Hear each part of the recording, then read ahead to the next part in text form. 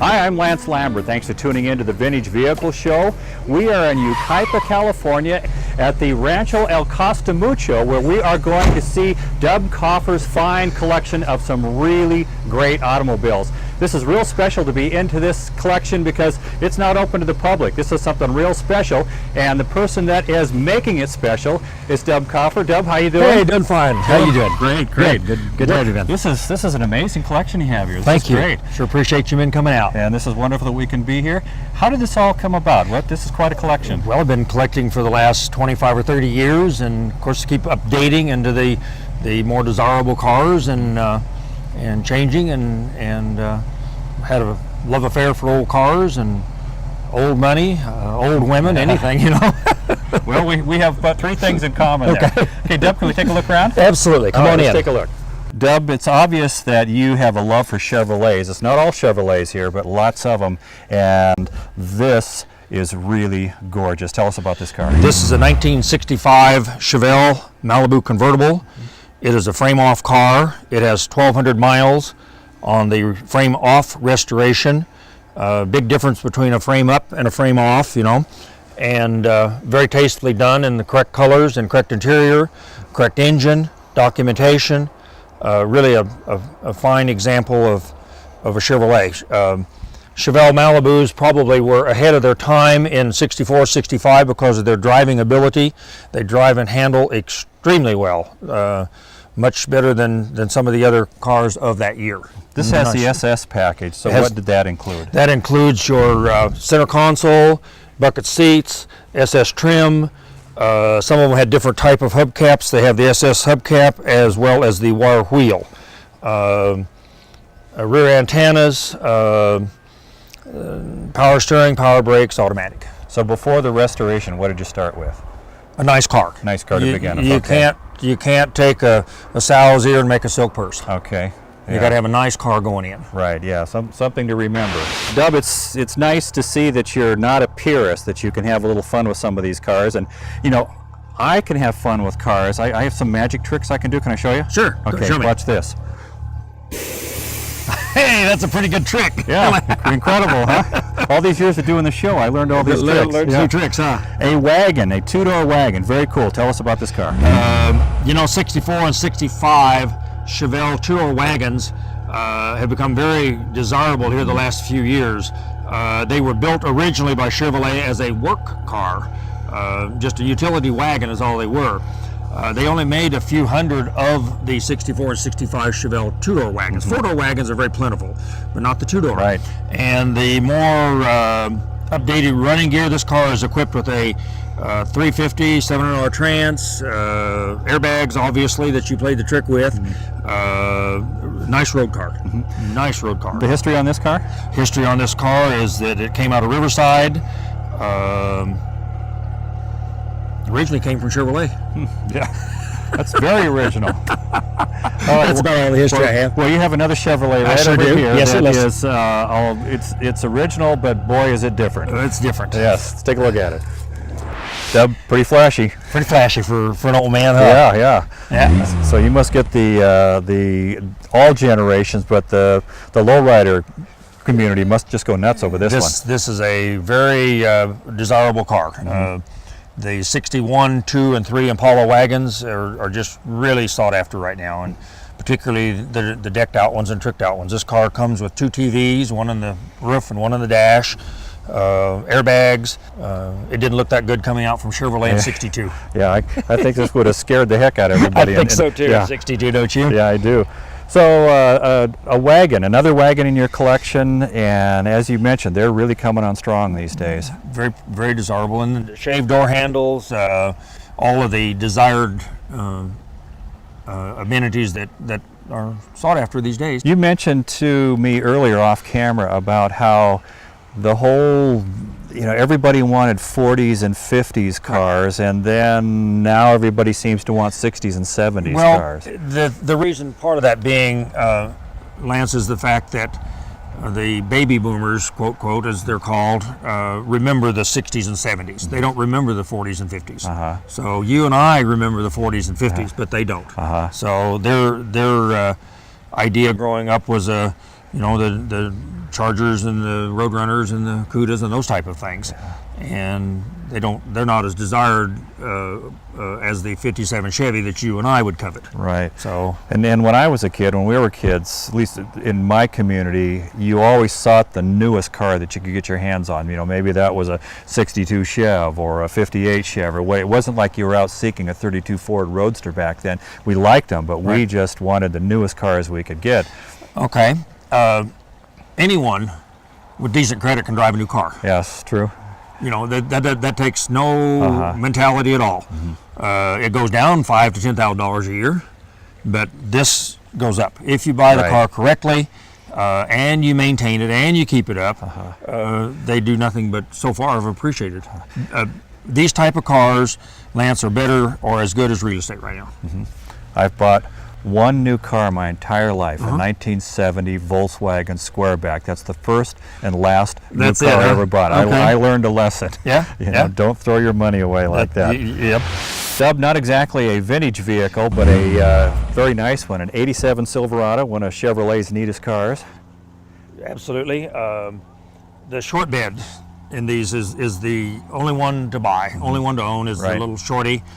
This truck has been lowered. It's got 20-inch wheels. Again, one of Chevrolet's finest trucks on the road. V8 automatic, steering, brakes, and air, and all billet interior. Nice paint job. Nice little truck. Just a nice little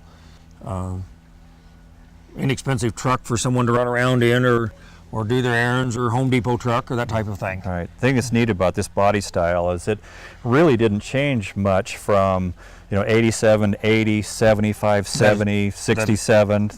This still has a real classic look to it, even though it's a newer vehicle. Absolutely correct. And they didn't have to change it. They had a good thing. Yeah, had a great thing They going. had a nice design, nice style, and I enjoy driving it.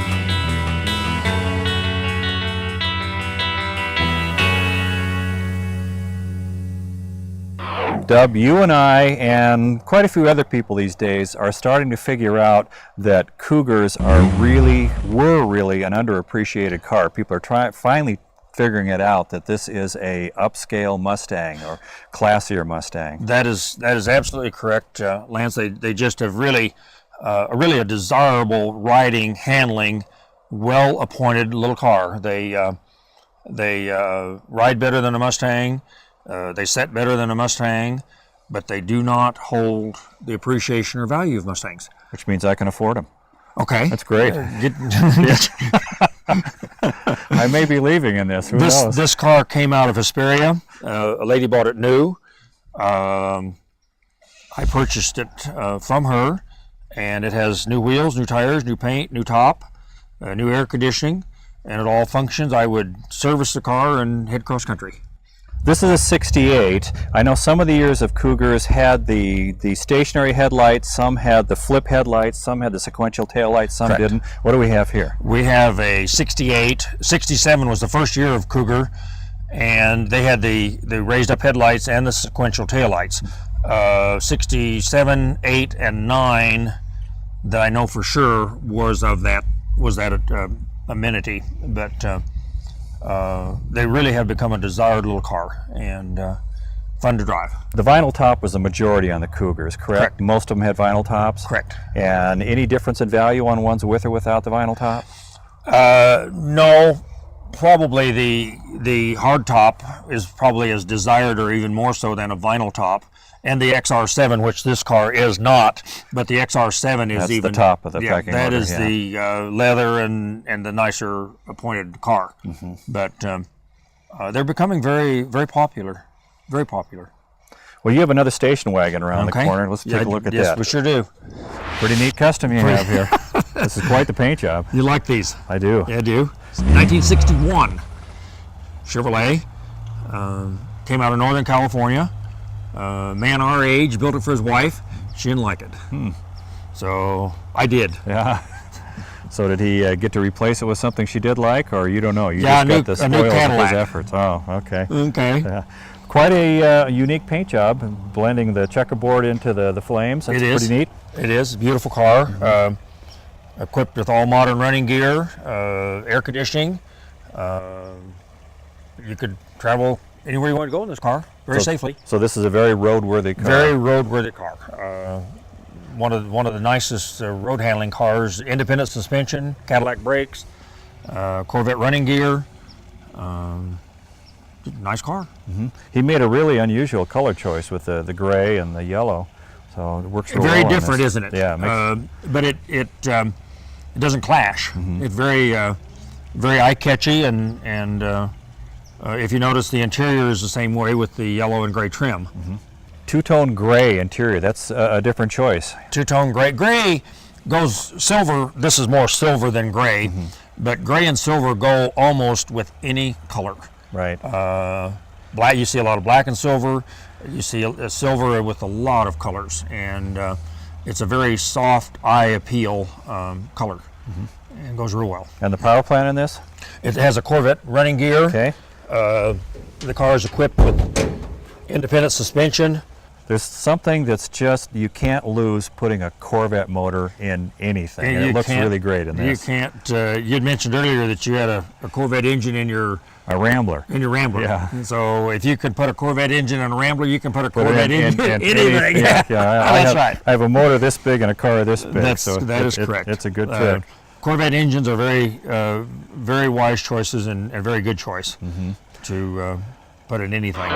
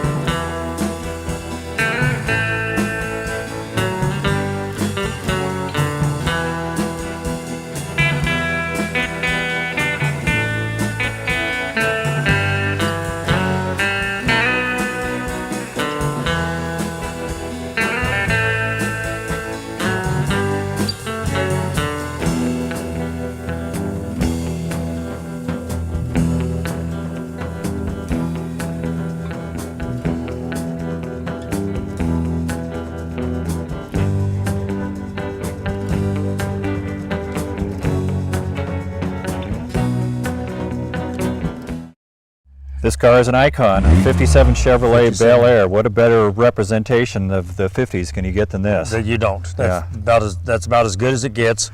The car's been around in our family for probably 30 some years. My wife drove it to the bank where she worked for years, and up through 73, and then I restored it and tarped it down. Little two-door hardtop. Chevrolet they just got it so right with the 57 Chevrolet, and that's been proven by the popularity that they've maintained over all the years.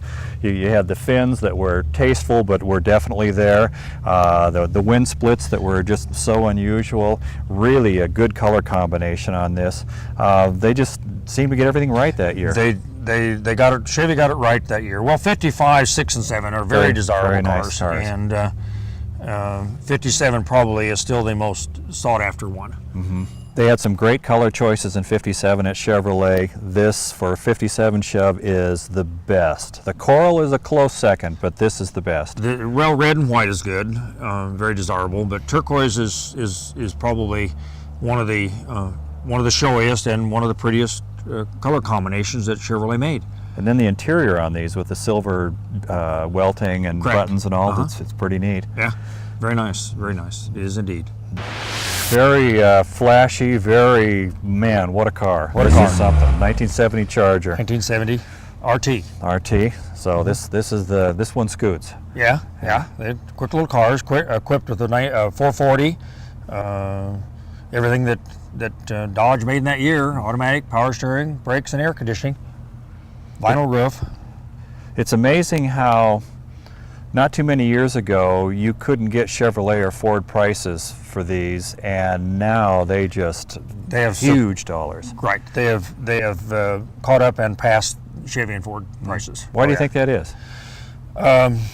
Very desired car, beautiful car. Wouldn't you like to have one? Absolutely. Absolutely. And they're a desired car for collectors. They're a desired car for Sunday afternoon ride.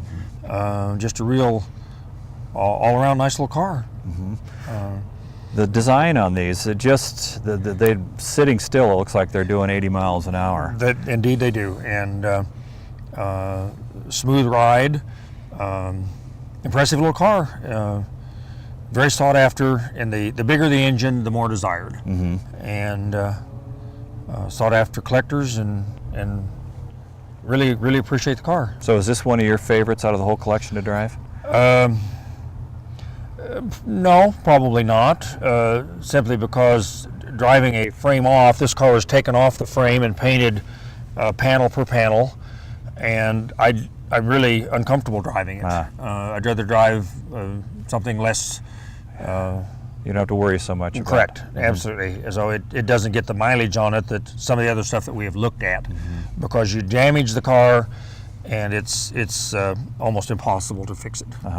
On a sunny California day, and you're out driving this, and maybe it's a day you're not worried about scratching it. You're just, is there any better feeling in the world? No. Very comfortable feeling, and a lot of pride of ownership, and it should be. They're very nice cars. This is a very nice car. You have another car here. I get teased a lot by my buddies about my taste in cars. They say, oh, that's a Lance car, that's a Lance car. Well, there is a Lance car here. I'm going to take some heat for this, because out of your whole collection, if you take value out of the equation, you just say, Lance, what car would you like to drive around?